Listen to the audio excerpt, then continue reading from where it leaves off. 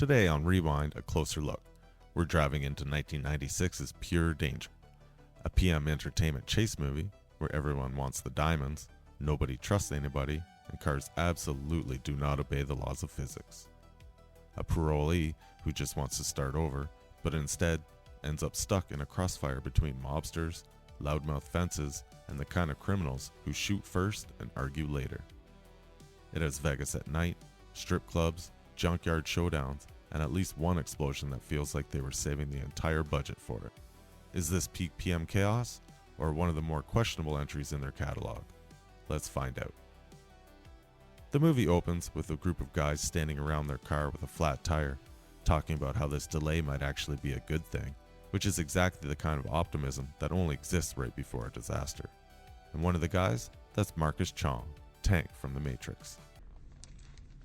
Very exciting time. So right away, you're like, oh hey, it's that guy, which means this probably isn't just a random delivery run. And because it's the 90s, someone has to go find a payphone to call and explain why they're late. No cell phone. Well, unless you're an annoying side character later in the movie. We cut to C. Thomas Howell. Go get my heroin and my hypodermic needle, bitch. Give me some more watermelon while you're at it. Yes, dear. White fat ass slut. What you looking at? Playing Johnny and also directing the movie. Sitting in a parole office wearing one of the worst fake mustaches ever committed to film. It's not subtle, it's not convincing, it looks like it came free with a Halloween kit.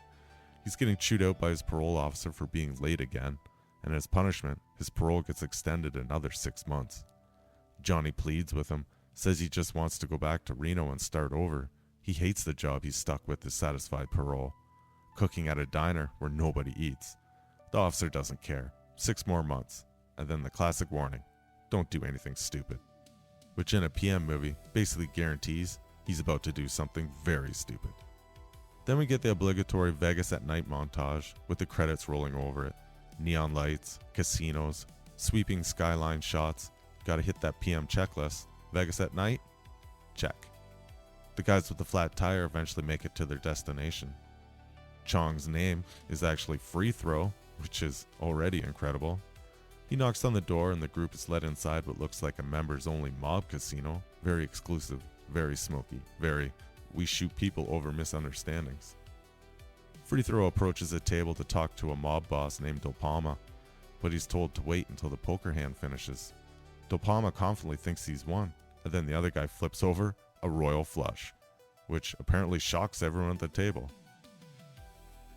With the game over, Dopalma finally sits down with Free Throw to discuss the diamond deal. Free Throw was 6 hours late, which in mob time is apparently a federal offense. They exchange the bag of diamonds for a suitcase of cash. Free Throw opens the suitcase, and there's one single dollar bill inside. Dopalma calmly explains that the $700,000 minus the $699,999 in late fees. Free Throw understandably asks if he's serious, and if he wants to go to war over this. Dopalma pulls out a gun and yells, I don't wait for anybody. Free Throw grabs Dopalma, slams him down, and throws a basketball at another guy's face, because of course he has a basketball, and chaos erupts. Full-on gun battle. One of Free Throw's guys unloads what feels like a never-ending stream of machine gun fire. The gun doesn't stop, the ammo doesn't stop, the recoil doesn't exist. Where was he storing all of that? In a backpack? In another dimension? He finally gets taken out, but not before emptying what appears to be the entire California ammunition supply. Free Throw escapes into the parking lot, hijacks the lady's Ford Taurus, and the mob goons pile into their own car to give chase. We quickly realize Free Throw has been shot and is bleeding out, but apparently that just unlocks his full driving potential. I mean, this man drives like a stunt coordinator possessed him. He spins through intersections, drifts around corners, rides up on 2 wheels, and nearly flies off a cliff that for some reason has no guardrail. He floors it in reverse and climbs back out like it's nothing. These mob guys don't stand a chance. And at some point, you have to ask, why is this guy named Free Throw? I mean, if he can drive like this, how insanely good must he be at basketball? Johnny is at work, cooking in the saddest, emptiest diner imaginable, when Free Throw pulls up outside and stumbles in. Bleeding out, but still cool enough to ask for a phone. The only waitress, Becky, played by Terry Ann Lynn, That's right. I can't say I'm excited about it. Greets him while Johnny stays in the kitchen. Free Throw calls somebody and tells him that the deal went sideways, but he still has the stones. He is told someone is on the way to pick him up, and he hangs up, lights a cigarette, orders coffee, and then, for reasons only known to dying criminals, asks Becky to sit down. He starts rambling about trust and love. You can't have one with the other. Trust is love, love is trust. Becky's understandably confused. So are we. This man is bleeding and philosophizing. Then he tells her he loves her. Well, not romantically, spiritually, because he trusts her to give a guy named Felix his bag, and then he dies, just like that. Becky runs to get Johnny, and the two of them stand over the body. Great camera angle here. It's low, looking up at them like we're the ones lying dead on the floor. Johnny opens the bag, looks at the diamonds, and, I'm sorry, if that's only worth $700K, diamonds were on sale in the 90s. Johnny immediately spirals. Whoever Free Throw called is coming. They can't call the cops. The cops will blame Johnny. He's on parole. He's got a record. This is the worst possible situation. And, right on cue, the mob guys finally reach the diner. They see Free Throw's car and head inside. Johnny drags the body behind the bar, then rushes back just in time to nervously spill the diamonds all over the counter. They barely scoop them up before the mob walks in. Johnny hides the diamonds under his forearms on the bar, which means if they ask him for pancakes, he's finished. He realizes this and casually slips his hat off to cover the bag. Smooth, but barely. The mob orders coffee and pie, because of course they do. The one mob guy starts interrogating Becky about Free Throw. She says she hasn't seen him. He doesn't buy it. He threatens her, says his car's outside, he has to be around here somewhere. Johnny comes out with the coffee and calmly says he saw a guy use the phone earlier, but he left. The mob guy starts escalating. And that's when Felix arrives with his own crew. Guns out, everyone pointing at everyone. Johnny and Becky just grab the diamonds and bolt for Johnny's car, while Felix just casually throws the mob guy through a glass door for emphasis. Why? Because PM Entertainment, that's why. Mob guy dusts himself off, gets up, and everyone sprints outside. The chase is on. Johnny tells Becky they were dead either way, so they might as well run with the diamonds, which is not wrong, but also not comforting. They take off and both groups follow. The chase goes on for what feels like a solid 10 minutes of swerving, near misses, and dramatic reaction shots. It's less tight pursuit and more driving enthusiastically. Eventually, Johnny causes a big enough pileup behind him to block the road and finally shake them. For now. Now alone on the road, Johnny tells Becky they can go anywhere with this kind of money.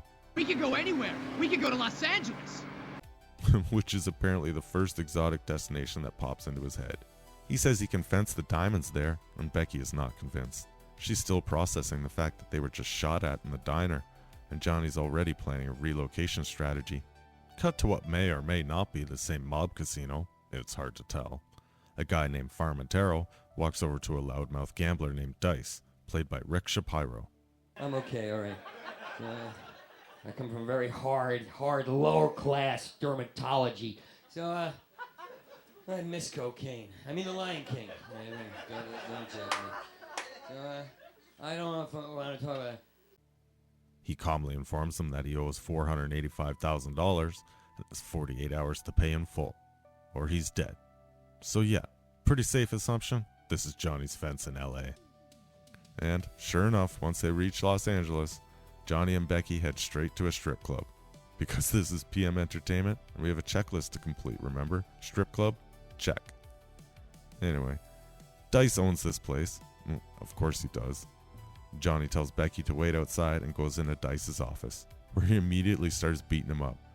Turns out Johnny did 2 years in prison for this guy. Eventually Dice apologizes and they make up. Johnny introduces Becky and shows him the diamonds. Then, and this is incredible, they ask him for help selling them. Yes, the guy Johnny already went to prison for. The guy who currently owns $500,000 to a mobster. Flawless decision making. Dice takes a couple diamonds to Farmentero, who we find in a bathroom stall. Dice slides the diamonds under the stall door. I wish I was kidding. Farmentero asks where he got them, and Dice launches into this long, rambling explanation that feels like they were aiming for a Leo Getz style. Okay. Fast-talking comedy character. But it's just exhausting. I'm already tired of this guy. Farmatero finishes up, washes his hands, tells Dice he'll call him, then immediately makes 2 phone calls. One to De Palma and one to Felix. So now we have questions. Is he playing both sides? Is he part of one of those crews? Is he starting his own third faction at Diamond Chaos? Who knows? This movie doesn't seem entirely sure either.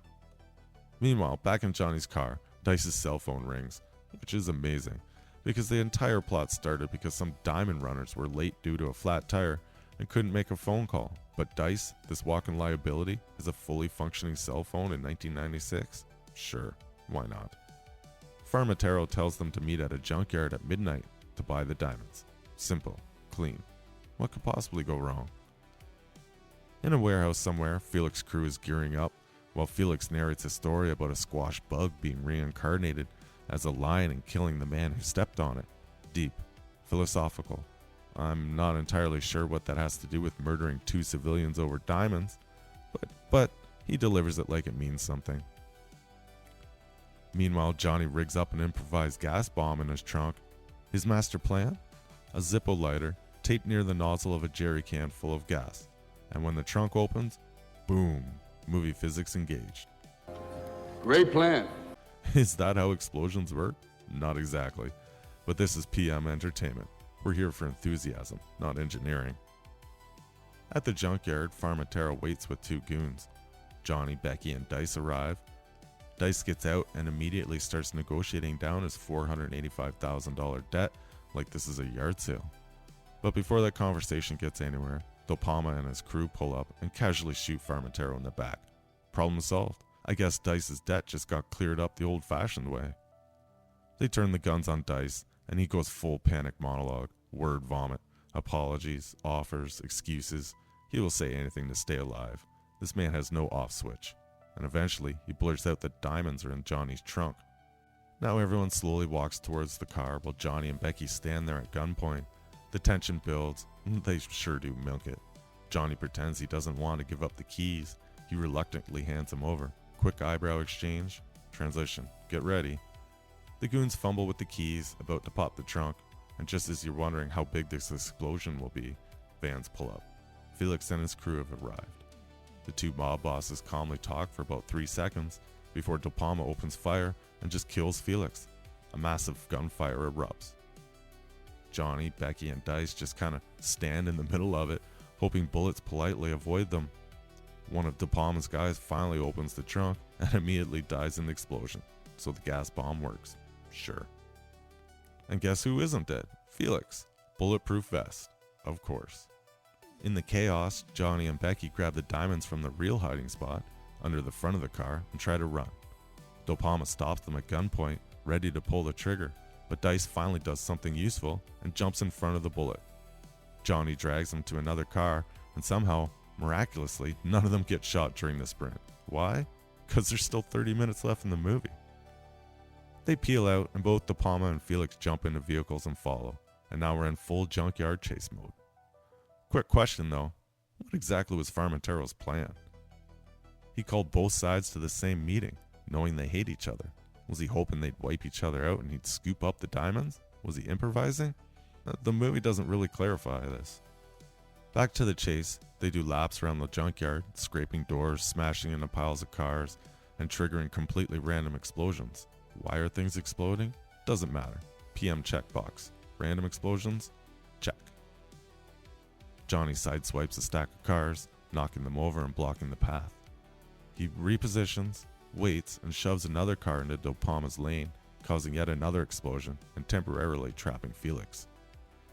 Johnny and Felix go head to head, and Johnny in reverse, Felix in forward, smashing into each other repeatedly until they turn down a lane blocked by an RV. Johnny simply reverses straight through it, because why not? Finally, Johnny, Becky, and the very wounded Dice escape. For now. The next morning, they drag a very wounded Dice to his girlfriend's place to hide out, and thankfully, he dies. It's about damn time. It's about damn time. Honestly, one of the quieter wins of the film. Johnny immediately asks if they can stash the diamonds there for a few days while they lay low. Dice's girlfriend says she has a better idea and proceeds to hide the diamonds inside Dice's dead body. Where exactly? We are spared the details, and for that, I'm grateful. Johnny and Becky bolt for the elevator, and in classic chase movie timing, they can't wait any longer for the elevator and take the stairs. The elevator finally opens, revealing the mob guys stepping out.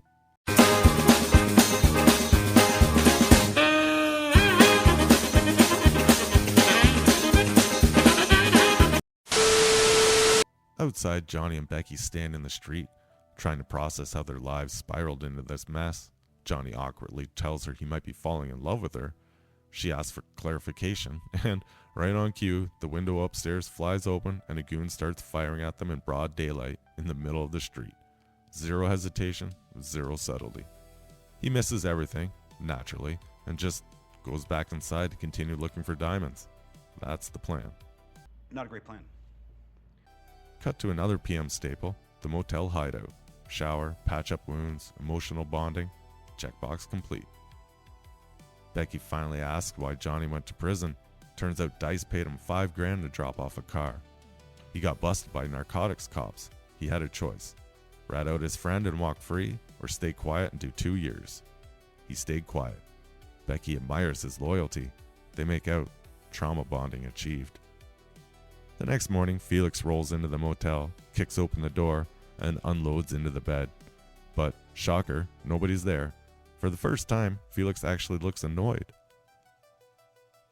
The stereotypical motel operator then hands him the paperwork from wherein Johnny rented the room. Felix snatches it and storms off. So where did Johnny and Becky go then? Well, they took a cab to a strip club and stole a parked car out front. A little something I learned in high school. Sure, why not? Meanwhile, one of Del Palma's goons has Dice's girlfriend tied up and is interrogating her about the diamonds and where Johnny and Becky went. She refuses to talk. So he shoots her in the shoulder, then calmly threatens to shoot her kneecap next. Well, that does the trick. She cracks and tells him that the diamonds are hidden inside Dice's body at the morgue. He casually sets his gun down to call De Palma and report the news, which, bold move, and she immediately breaks free, grabs the gun, and shoots him. Honestly, good for her. At the hospital, Johnny and Becky try to see Dice's body, but they're blocked by the world's most cliche receptionist. You know the type, too busy with a personal phone call to do her job. Eventually, she vaguely points them down towards the morgue like it's no big deal. Down in the dimly lit morgue, they creep around until they hear footsteps. With no time to think, Becky hides under a sheet on top of a body, while Johnny ducks behind the table. Two guys roll Dice's body out of the room and leave. Once the coast is clear, Johnny and Becky sneak out too. Upstairs, Felix arrives and speaks to the same receptionist, who, of course, is suddenly extremely helpful. She tells him exactly where Johnny and Becky went. Felix heads down to the morgue. The guys wheeling Dice's body push it through what looks like an underground tunnel, straight into the hospital crematorium. Johnny tells Becky to wait and moves closer to see what's happening. While he's watching, one of the mob goons gets spooked and starts to leave, forcing Johnny to retreat, and that's when Felix shows up, gun to Becky's head. The mob goon and crematorium worker round the corner, and Felix just shoots the goon on instinct. Becky bites Felix's hand, giving Johnny an opening to tackle him. They struggle, a shot goes off, and Johnny drops. Felix regains control, the gun back to Becky's head. Johnny, wounded, gives up the diamond location, inside the body they just cremated. The crematorium worker helpfully explains that the ashes get vacuumed up through tubes and dumped into a truck behind the admin building, which is information I did not need but now have forever. Felix takes Becky hostage and heads for the truck. The dead goon's phone rings and the crematorium worker answers it. It's Del Palma. He wants to know where that truck is going. Johnny, somehow not dead, stands up and staggers after them. Felix spots the ash truck on his way to the admin building. He spins the van around and the chase is back on. Johnny somehow makes it back to his car, still bleeding, still upright, and joins in. It's generally funny watching these two drive like absolute maniacs, just trying to keep up with a box truck that is, for the most part, just driving normally. Then, De Palma and his crew jump into the chase too. Within seconds, the cops show up and are immediately dispatched. De Palma rams the cop car into parked vehicles, and what might be a PM first, the cop actually gets to run away before the car explodes.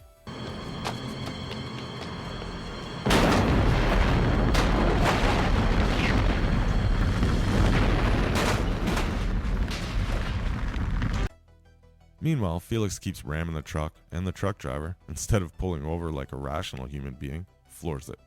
This man decides he's qualifying for a NASCAR today. Suddenly the truck is doing like Mach 2, creating chaos everywhere. Cars are spinning out, crashes everywhere. Then the truck just hits a ramp and launches into a massive jump.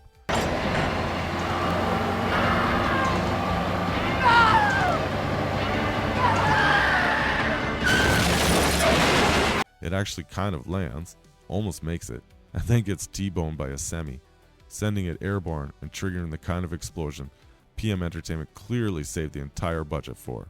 If you were wondering where the big set piece was, this is it. Felix's van hits the same jump, so does De Palma's car.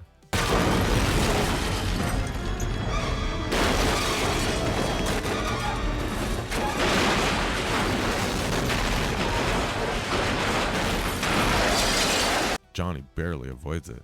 He stumbles towards the wreckage, pulls Becky out of the van, and as he's carrying her away, Felix's eyes open. Because of course they do. Now out in the countryside, Johnny and Becky are wrecked, physically and emotionally. Becky drifts in and out of consciousness. Johnny turns on the radio, and somehow there's a tape of Dice talking about how if he's not on the beach, he's dead, and the diamonds are under the spare tire in the trunk. Which, how? Dice was dead before they stole this car. When did he record that? When did he hide them? Why is this happening? Johnny pulls over, checks the trunk, and sure enough, the diamonds are there. So the crematorium chaos meant nothing. Cool. Johnny gets back in the car and drives off. He says he doesn't feel good. Needs to stop and get some water. He pulls over, stumbles out, and collapses onto the ground.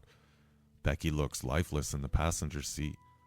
Johnny says he's going to call an ambulance and staggers inside a nearby diner. After the call, he somehow ends up sitting in a booth with Becky, which, okay, how did she get in there? We're just rolling with it now?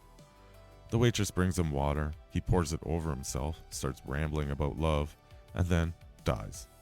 The waitress calls the lone cook over, they find the diamonds, and without missing a beat, they flip the diner sign to close, grab Johnny's keys, and drive off in his car. Just as Felix pulls up, he sees Johnny and Becky dead, pauses, smiles, and then simply drives away. Fade to black.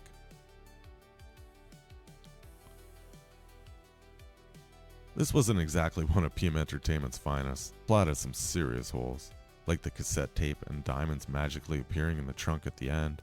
They stole that car. When did Dice record that tape? When did they hide the stones? Why would he even make a recording explaining it? Also, what exactly was Faramento's master plan, calling both De Palma and Felix to the same junkyard? Was he improvising? Was he hoping they'd wipe each other out? The movie never really tells us. And Dice as a character? Man, just constant talking, rambling, yelling. They were clearly aiming for the fast-talking comic relief type, but it never really lands. His death is honestly one of the more satisfying moments. That said, the stunts are still solid. They aren't as many as some of the bigger PM entries, but they absolutely cash in with that massive truck jump and explosion sequence. You can feel where the budget went. And that ending? It almost feels like a Tales from the Crypt episode. I told you they wanted violence, not violins. Good help is so hard to find, isn't it, kiddies? Cursed diamonds that keep ruining innocent couples who think they've hit the jackpot. Honestly, the campy morality tale angle might have worked even better if they leaned fully into that vibe. And let's be real, this is basically the same blueprint as Fast Money. Guy and girl find something valuable, original owners want it back, chaos ensues. It's comfort food PM Entertainment. Flawed, messy, occasionally awesome. If you enjoyed this breakdown, hit that like button, drop a comment letting me know your favorite PM chaos moment. And subscribe if you want more deep dives into 90s action insanity. And until next time, I'll catch you in the next episode. Hold up. Hey. Tall guy, dark clothes, black. Black? What do I have a speech impediment? Yeah, black. You know what that is, don't you, sweetheart? You see him? Nope. You're only customers all afternoon. Is that so? Is that so? But I think you're lying. Why do you think that? What are you, stupid? You think I'm stupid? You're saying I'm stupid? Is that what you're saying? His car is out there. Don't say I'm stupid because I'll get angry and I'll get violent, okay? Look at them. You want me to get violent? I don't want to hurt you. I'll hurt you. Earn that respect. Really.